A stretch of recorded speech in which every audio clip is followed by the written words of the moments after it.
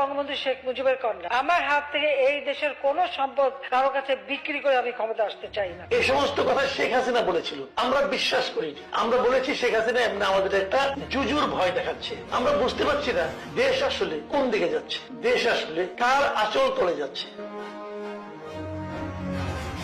তাহলে শেখ হাসিনা কি সত্যি বলেছিলেন?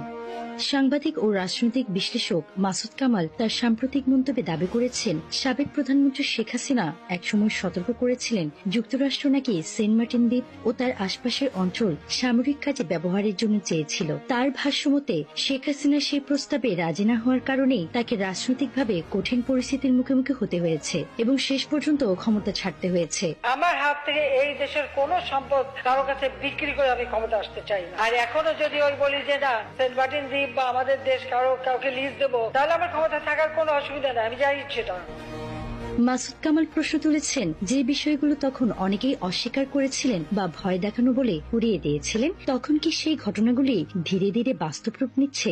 আমরা বিশ্বাস করিনি। আমরা বলেছি শেখ হাসিনা এমনি আমাদের একটা জুজুর ভয় দেখাচ্ছে। আমরা বুঝতে পারছি না দেশ আসলে কোন দিকে যাচ্ছে, দেশ আসলে কার আঁচল তলে যাচ্ছে।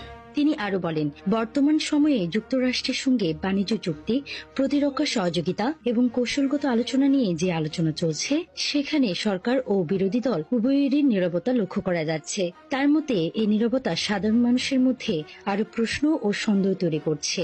যুক্তরাষ্ট্রের সঙ্গে বাংলাদেশের বাণিজ্য চুক্তি নিয়ে যখন সকল মহলে কথা হচ্ছে, তখন আমরা দেখছি যে এটা নিয়ে সরকার কোনো উচ্চবাচ্য করছে না, বিরোধী দল কোনো উচ্চবাচ্য করছে না, সবাই একদম চুপ হয়ে আছে। মানুষ যেটা বলছে, সবাই আমরা যেটা সমালোচনা করছি, এটাকে তারা কোনো প্রতিবাদ না করায় মনে হচ্ছে যেন তারা মনে করছে যে এটা নিয়ে প্রতিবাদ করার কিছু নেই।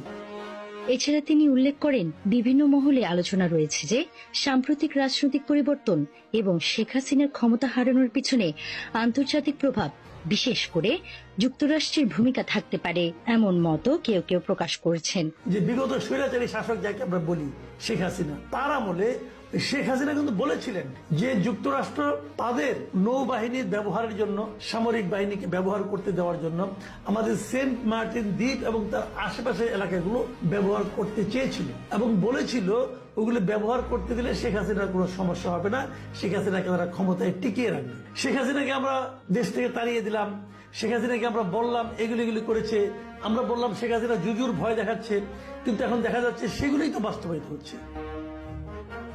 তবে রাজনৈতিক বিশ্লেষকরা মনে করেন, এসব দাবি এখনো মূলত মতামত ও রাজনৈতিক ব্যাখ্যার পর্যায়ে রয়েছে। কোনো প্রমাণিত বা আনুষ্ঠানিক আন্তর্জাতিক তদন্তে এই ধরনের দাবির সত্যতা নিশ্চিত হয়নি।